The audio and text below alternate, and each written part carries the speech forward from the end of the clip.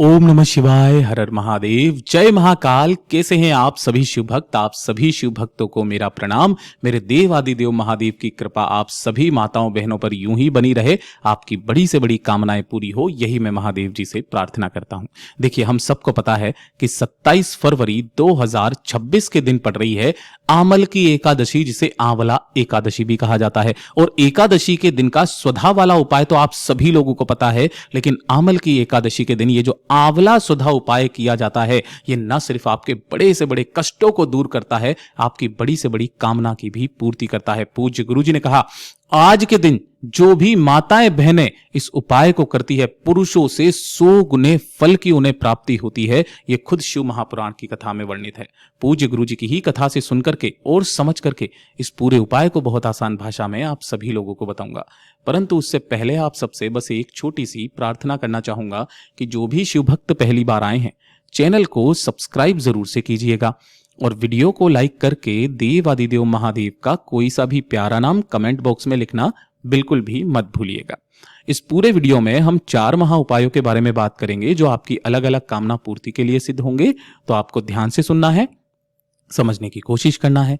सबसे पहले बात करते हैं हमारे पहले वाले उपाय की, जो होगा आंवला स्वधा वाला उपाय।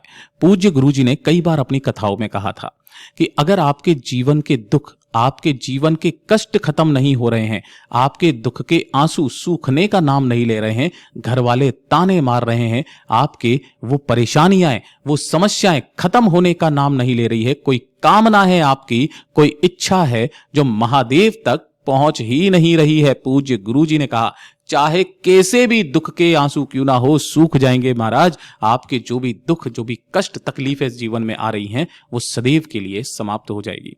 पूज्य गुरु जी ने जब इस उपाय को बताया था, तब कहा था, 1 लोटा शुद्ध जल लेना है अपने घर का तांबे के कलश में। इसके अलावा आपको एक विशेष चीज चाहिए, वो लेनी है आपको इस तरीके से आंवला। अब ये वाला तो आंवला आपको मिलेगा नहीं, ठीक है ना, मुश्किल से अगर मिल जाए तो बहुत अच्छी बात है, नहीं मिलता है तब पूज्य गुरु जी ने कहा कि आपके घर के आसपास जो भी पंसारी वगैरह की दुकान होती है, वहां पर इस तरीके से सूखा आंवला जरूर मिल जाता है ना। तो सूखा आंवला आपको ले लेना है, ज्यादा नहीं, थोड़े बहुत 4 से 5 टुकड़े आपको ले लेने होंगे, ठीक है ना। इस तरीके से ले लेना और इनको भी लेकर के आपको इसी वाले जल के अंदर ही डाल देना है। ये हो जाएगा आंवले का जल। इसी के साथ में एक दीपक आपको तैयार करना है। ये जो दीपक होगा, चाहे आप आटे का बना लो चाहे मिट्टी का, इसके अंदर आपको लगानी है गोल बाती और इसके अंदर कोशिश करना कि अगर गाय का घी है, चाहे थोड़ा सा ही क्यों ना हो, वो ले लीजिएगा, ठीक है। केवल ये 2 चीजों को लेकर आपके घर के आसपास जो भी भोलेनाथ का मंदिर हो, शिवालय, शिवलिंग हो, वहां पर आपको पहुंचना है। घर के शिवलिंग पर कभी मत कीजिएगा इस वाले उपाय को। जैसे ही आप यहां पर पहुंचोगे, शिवलिंग के पीछे की तरफ आपको आसन लगा करके बैठ जाना है, जिससे आपका मुख उत्तर दिशा की तरफ में हो जाएगा। पूज्य गुरुजी ने कहा था, जो पूजा पाठ अर्चना करनी है करना पूरे दिन में किसी भी समय पर। जैसे ही आप शिवलिंग के पीछे की तरफ में बैठोगे, पूजा पाठ अर्चना कर लोगे, उसके पश्चात 1 लोटा शुद्ध जल जो आप लेकर के आए हो, उस 1 लोटे शुद्ध जल को अपने दोनों हाथों में लेना, जिसके अंदर आपने आंवला डाला हुआ है। सबसे पहले अपना नाम बोलना, अपना गोत्र बोलना, जिस तिथि को कर रहे हो उस तिथि को बोल करके, अपनी कामना कह करके, जीवन के दुख कष्टों को खत्म करने की कामना करके संपूर्ण जल को शिवलिंग के ठीक ऊपर समर्पित कर देना। समर्पित कर देने के पश्चात सम्मुख में बैठे रहते हैं नंदी भगवान।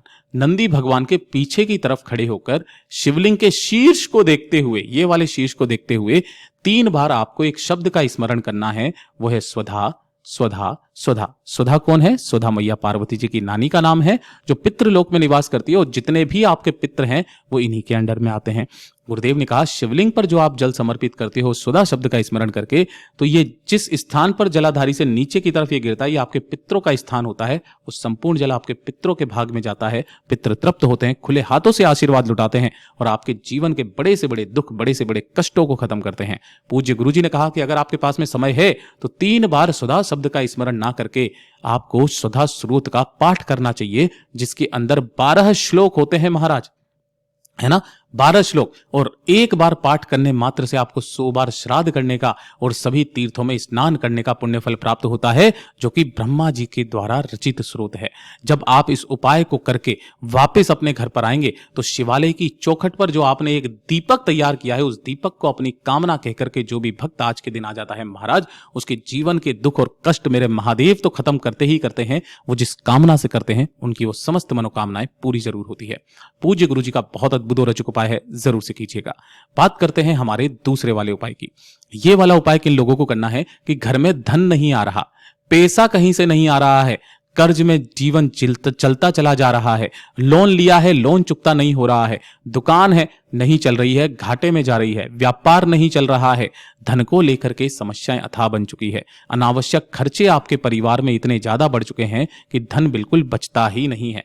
पूज्य गुरु जी ने आज के दिन किसी भी समय पर इस वाले उपाय को जरूर करना। गुरुदेव ने कहा कि आपको इस तरीके से लेने होंगे थोड़े से चावल। अब चावल आपको कितने लेने, अब इसमें यह चीज ध्यान रखना कि यहां पर ये चावल अक्षत हो वो कोई जरूरी नहीं है।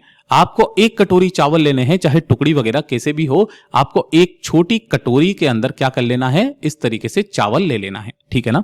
इसी के साथ में आपको 3 चीजें चाहिए। सबसे पहले आपको लेना है मात्र एक बेलपत्र, जो कहीं से भी खंडित कटा फिटा ना हो। काफी सारे व्यक्ति इस डंडी को तोड़ देते हैं, आपको इस डंडी को नहीं तोड़ना है। ये जो डूंट होता है ये गणमान्यों का स्थान होता है। दूसरे नंबर पर आपको चाहिए होगी 5 दूर्वा। कितनी दुर्वा चाहिए? 5 दुर्वा। और ये जो दुर्वा होनी चाहिए ये देशी होनी चाहिए, विदेशी नहीं, देसी दुर्वा आपको लेनी है। चाहे कितने भी गांठों की लेना है, 5 दुर्वा लेनी है। और इसी के साथ में आपको लेना होगा मात्र एक सफेद फूल, है ना। अब ध्यान रखना, सफेद फूल के अंदर भी एक फूल आता है जो होता है केतकी का फूल, वो भी बीच में से पीला पीला सा होता है। भूल करके भी मत लेना, वरना 1000 गौ हत्या का पाप लगता है, ठीक है। इसके अलावा जो सफेद फूल मिल जाए आपको वो सफेद फूल ले लेना है, ठीक है ना। आप परिजात का ले लीजिए, कोई दिक्कत नहीं है। इन तीनों चीजों को, जो एक बेलपत्र, 5 दुर्वा और एक सफेद फूल लिया है, इसी कटोरी के ऊपर ही आपको इस तरीके से रख देना है। दुर्वाओं को भी इसी तरीके से रख देना और एक सफेद फूल को भी इसी के ऊपर रख देना। इस कटोरी को लेना और अपने पूरे घर में घुमा करके श्री शिवाय नमस्तुभ्यम मंत्र का स्मरण करते हुए अपने पूरे घर में इसे घुमा देना। और घुमा देने के पश्चात रात्रि के समय, एकादशी के दिन, आपके घर में जहां पर भी पानी पीने का स्थान होता है, परिंदा होता है, ये नहीं है तो आरओ सिस्टम होगा, उस आरओ सिस्टम के पास में जाकर के उस कटोरी को आपको ऐसा का ऐसा ही रख देना है। और सम्मुख में एक गोल बाती का दीपक, ध्यान रखना लंबी बाती का नहीं, गोल बाती का दीपक प्रज्वलित कर देना। पूरी रात इसे यहीं पर रखे रहने देना, एकादशी की पूरी रात। अगला दिन जब आएगा तब अगले दिन क्या करना है, दीपक तो ठंडा हो चुका होगा, इस कटोरी को और इसके साथ में समस्त चीजों को लेकर एक लोटे शुद्ध जल के साथ में पहुंच जाना भोलेनाथ के मंदिर में, शिवलिंग के पास में। जैसे ही आप यहां पर पहुंचोगे, शिवलिंग के पीछे की तरफ में आपको आसन लगा करके बैठ जाना है, जिससे आपका मुख उत्तर दिशा की तरफ में हो जाएगा। जो आपने एक बेलपत्र लिया है, 5 दुर्वा जो आपने ली है और एक सफेद फूल जो लिया है, अपने दाहिने हाथ में इन्हें लेना, अपना नाम, अपना गोत्र और तिथि को बोल करके, अपनी कामना कह करके महादेव की शिवलिंग के ठीक शीर्ष पर आपको इन समस्त चीजों को समर्पित कर देना है। किनके नाम से करोगे? कुंदकेश्वर महादेव के नाम से।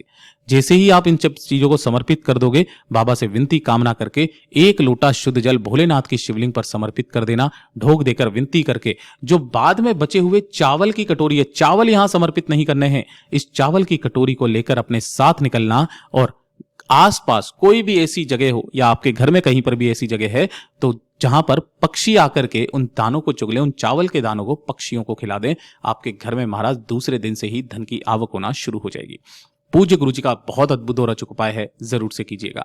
बात करते हैं हमारे तीसरे वाले उपाय की। देखिए, पूज्य गुरु जी ने कहा कि अगर आपके घर में किसी ने कोई जादू टोना कर दिया है ना, कोई अभिचार कर्म कर दिया है। अभिचार कर्म का मतलब वही होता है जादू टोना, जिसकी वजह से आपके घर में लड़ाई झगड़े बहुत ज्यादा होते हैं, क्लेश हमेशा होता रहता है, धन की हानि हमेशा होती रहती है, कोई ना कोई बीमार व्यक्ति पड़ा हुआ रहता है, घर के कार्यों में बाधाएं उत्पन्न होने लगती है, घर में कुछ भी अच्छा नहीं होता है, डर सा लगता है, किसी का मन नहीं लगता है। इसका सीधा सीधा एग्जाम्पल अगर मैं आपको बताऊं तो ऐसा लग सकता है कि आपके घर में जो भी तुलसी का पौधा है ना, वो अपने आप से ही अचानक सूखने लगता है ना। तब घर की स्त्री को इस उपाय को करना है। पूज्य गुरु जी ने कहा आपको लेनी होंगी इस तरीके से कागज के जो दोने आते हैं ना, इस तरीके से कागज के दोने आप ले लेना, ठीक है ना। कितने दोने लेना है? 7 दोने आपको कागज के लेने हैं। उन सभी के अंदर आपको थोड़ा थोड़ा सा दही भर देना है, ठीक है ना। 7 दोने, उनके अंदर आपको इस तरीके से दही भर देना और एक एक तुलसी का पत्ता, आज के दिन तुलसी का पत्ता तोड़ते नहीं है, ध्यान रखना, तो नीचे जो भी गिरे हुए हैं आप उनको ले लेना। एक एक तुलसी का पत्ता आपको सभी के अंदर डाल देना है और सभी के अंदर डालने के पश्चात जो एक मिठाई का पीस होता है ना, कुछ भी वो नहीं है तो शक्कर तो होगी, चीनी होगी, चीनी थोड़ी थोड़ी सी सभी के अंदर आपको डाल देना है। डाल देने के पश्चात शिव मंदिर में जाकर शिवालय की पूजा करनी है, शिव जी की पूजा करनी है और उसके पश्चात 7 सुहागिन स्त्रियां, जो भी हो सुहागिन, ध्यान रखना, 7 सुहागिन स्त्रियों को इन्हें भोग के स्वरूप में, प्रसाद के रूप में इन्हें दान में दे देना है, अपनी कामना कहते हुए मन में, ठीक है। और उसी दिन किसी के भी घर से एक तुलसी का पौधा आपको लेकर के आना है, उसे अपने घर पर लगाना है। वही तुलसी का पौधा आपका चलने लगेगा और आपके घर में जितने भी अभिचार, कर्म, जादू, टोने टोटके हैं वो सदैव के लिए समाप्त हो जाएंगे। पूज्य गुरु जी के सभी उपाय बहुत ही ज्यादा खास और अद्भुत है, जरूर कीजिएगा। वीडियो पसंद आए तो लाइक करना, चैनल को सब्सक्राइब जरूर कीजिएगा।